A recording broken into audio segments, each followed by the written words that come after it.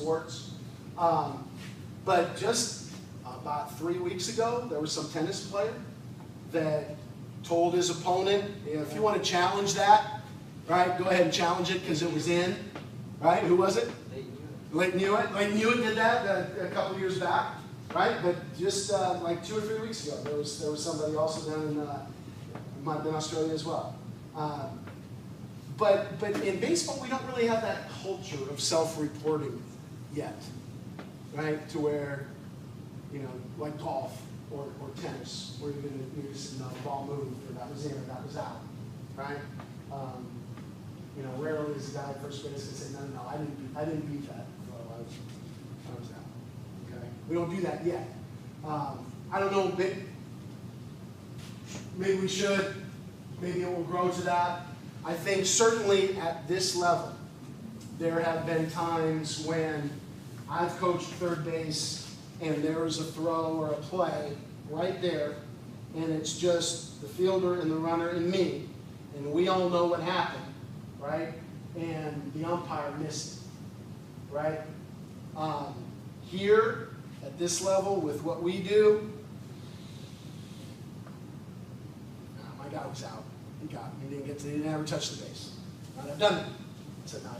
Because the kid that made the tag knew, right? And my kid that slid knew.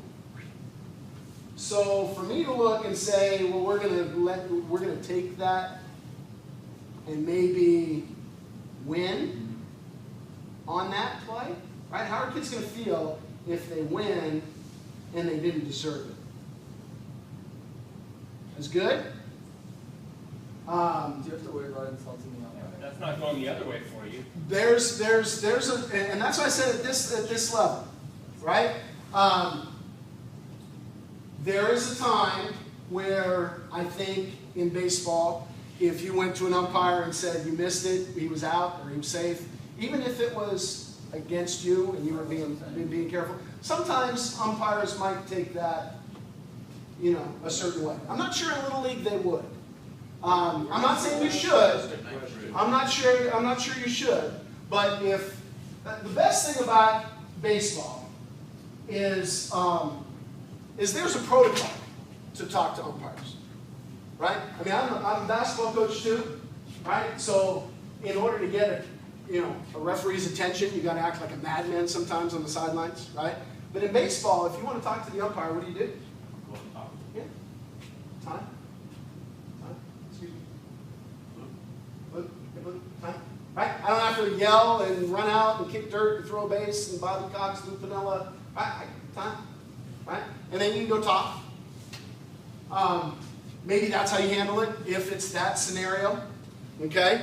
So hold on. So are you going to parade that kid on the other team as one of your witnesses to tell him, hey, we all three agree the guy's out? No, I don't know if there's a parading. Because you just broke protocol right there. Yeah, I think that, just like if he missed the tag or he needed to get help, you might call time and go talk to him. I think maybe you call time, and maybe you leave it in his hands and he doesn't have to change it, right? I don't think that you are demonstrative and make a big deal about it, right? But if I'm coaching a game of a bunch of 10-year-olds, and I call time and go talk to the umpire and say, my kid never got to the base. If you wanted to call him out and change the call, I'd be okay with that. If you didn't, I'd be okay too, right? But all I'm saying is there are 3 kids that are right there that know. For example, I'm an outfielder, and I'm charging the line drive. And I just barely miss it. I don't get it. I short hop it. Right? What do coaches in America tell you what to do? Hold it up. Right? Sell it. Act like you caught it. Lie. Right? If you're telling a kid, look, if you didn't catch it, I want you to hold it up and act like you did, and maybe you'll trick the umpire into giving us an out. You're teaching a kid a lot. Now, if you tell a kid, hey, I want you to come up and make the best play you can, right? Come up and make the next throw and leave it in the umpire's hands, well, maybe that's a different story. right? Because then you're not challenging the umpire, you're not doing anything, but you're not telling a kid to pull the wool over an umpire's eyes, right? And gain an advantage by being deceptive, right? Even though there's gamesmanship, and you're all going to say, you know, it's gamesmanship, I should act like I got hit even if I didn't, right? Is that what you're going to teach a kid? If it's an inside pitch, act like you got hit. Maybe they'll give you first base. We'll win that way. Right? How's he going to feel at the end of the day? Tomorrow in math class, when the teacher isn't looking, coach taught me to get an advantage if I could pull one over on the umpire and he doesn't have a very good angle. Maybe if the teacher's not looking. I'm just saying. There's not a big leap from the locker room to the boardroom. Right? And you can talk about, you know, gamesmanship and the culture of baseball. It's a fine line to walk. Right? Yeah. Well, where does it end? I mean, is the catcher not supposed to frame the play? I'm not sure framing pitches is what we're talking about, right? What does a frame do for a picture? Right? If I have a painting, right, on the back of the wall, and I put a frame around it, what is it supposed to do for the picture? It's supposed to enhance it. It's supposed to show it in as good a light as possible. I'll tell you one thing. As you get past 12-year-old baseball, if that catcher's glove moves, even if it's a strike, it's a ball. Because that umpire says, if you're moving your glove, you're telling me you didn't think it was a strike. Right? If you catch it, move it, you didn't think it was a strike. Ball. Right? Now, if I catch it in a way that most of my glove is in the strike zone, and I have soft hands, and I receive it well, and I give the umpire a really good view, right? And I show that pitch in its best light. I'm not moving it, right? I'm receiving the pitch technically correct, yeah? I'm enhancing it, just like a frame on a picture should do, right? Again, I mean, maybe we're talking semantics, maybe it's a fine line, but if you're telling a kid, if it's a ball, I want you to move it into the strike zone and maybe you'll trick the umpire, you're telling the kid to be deceptive. But at what point, right? You can call it gamesmanship, you can call it dishonesty. At what point in the youth sports do you start really focusing on winning? I mean, is it like start at high school? Is it, I mean, obviously you don't want to do this kind of stuff with 6, 7, 8-year-olds, but at some point, like taking the charge, like when you're in high school, I mean, yeah, you take the charge, you know, you sell it to the So rep. you sell it. I bet you that my oldest son led his conference, Division III, Cleveland Laverne, in charges taken. And he's got a great description, right? There's no rule that says I have to fight contact. Right. I can absorb contact and allow that contact to do whatever it does to me, right? And so if that contact makes you foul, it's a charge. If it doesn't, it's not. What do you think? I think for boys, sorry, but I think. Who's got girls in the room that took offense to that? At 11 and 12 years old, you can make an all-star team, and I think at that point, I think it's okay to start trying to get these kids to really fall in love with winning.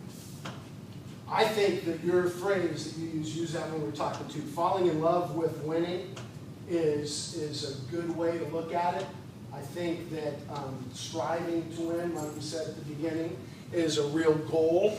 I think one of the things that separates PCA from a lot of other character organizations is that we embrace winning, right? We want you to try to win. Winning is a huge ingredient in the lessons that you're going to learn. There might not be a better lesson than to trying to win whatever it is that you're doing, right? And how do you do that? That's the important thing. Like Brad Stevens says, what's the process in winning? Giving your best. Right? Giving your best effort, doing what you've learned, doing it with a great attitude, being a great teammate. You do all those things along the way. I coached high school for a long time, went to the collegiate level and coached at Pomona-Pitzer College. And when I got to Pomona-Pitzer, the reason the job was open is the assistant coach moved up and became the head coach because the head coach got a different job, right? That head coach was Greg Popovich. He left Pomona-Pitzer, and took a job as an assistant coach with the San Antonio Spurs in 1988. Right? So the kids lost, Popovich got me. Right? They lost in the deal, right? In a big way, right? But I got a chance to learn from the guy that learned from the guy, right? He didn't talk about winning at all. Still doesn't, right? Just talks about the process. So in those 9 years that I spent there, right, all we talked about was this possession, this pitch, right? This pitch is the only thing that's important, right? So when I came back to high school, I told my assistant coaches, we're not going to say win one time. We're not going to use that word. That's going to be a dirty word in our vocabulary. We're not going to talk about winning, right? Very first day of practice, we wanted fresh nets in our gym. So you know what we did? We brought in the ladder and we cut down the nets as if we had just won the championship. We practiced cutting down the nets. Every Saturday morning, we practiced at 10 in the morning. You know what? Because our championship game in that division was played at the Honda Center, at the pond, at 10 in the morning. Right? We prepared to win. We wanted to win as much as everybody, right? But we didn't talk about it. We didn't use the word win one time in practice in a timeout, right? We didn't obsess about it, right? I wouldn't tell good, just like anything, you don't tell stories unless there's a happy ending, right? So, the ring I'm wearing is because we won that game, right? Not because we talked about winning, but because we talked about playing solid possession by possession, one pitch at a time in baseball. Right, one pitch at a time. That's all that matters. I can't say, in order to win today. No. Right? I want to execute this pitch as well as I possibly can, with as much focus and effort as I possibly can. And when that's over, I want to flush it and go on to the next one. And the next one. And if we do that and put together a big string, then we're probably going to win. And I want to embrace that. Right? I want to embrace that effort and attitude. Right? And the desire to do my very best at whatever I'm doing, whether it's a baseball game or a homework assignment or studying for a test or winning the day. Right? I want to win whatever it is that I'm doing. Right? That's the most important life lesson the kid's going to learn. Right? But he doesn't have to obsess about the result, because it's important to understand that you can be disappointed in the result and still be really proud of your effort. Right? And I think sports teaches that. We need to teach our kids that when they lose, right, they don't have to go all full hoodie Cam Newton on us, right, and be grumpy about everything, right, because they lost. No, they can be proud of everything that they've done and be disappointed as heck, right, but be professional in the manner in which they handle their business, right? Does that make sense? I just got on the soapbox a little bit. Right? I got a little fired up. Right? It's all good? Good. Some discussion from you guys about that. Right? Because I want to win. Right? But I want to win the right way. I'll tell you another story. San Pedro football in 2005 had not won a league championship for 20 years. And they're playing Narbonne for the league championship, the last game of the season. And they're driving for a touchdown. If they're down by 5. If they score a touchdown, they win the game. They win the league title. First one in 20 years.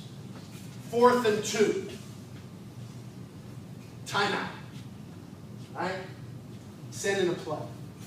And an assistant coach, to get a good view, stands behind the yard mark.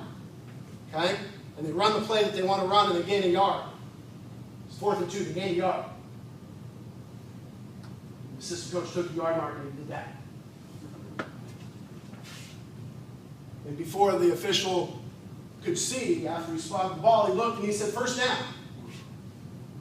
And in the last minute and a half of the game, they drove for a touchdown.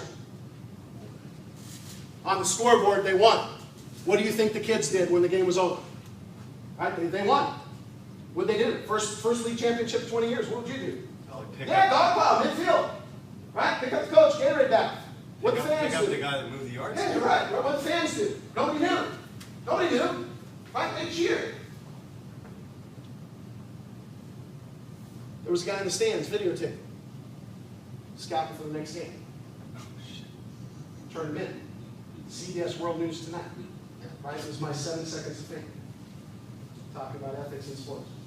How do you think the kids felt Monday morning when they found out they won because their assistant coach moved the yard marker before the official could look?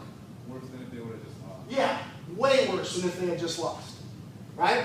It ain't worth it. Right? It's not worth it. Let kids earn the results. Okay? And then deal with it. Right? Then deal with it.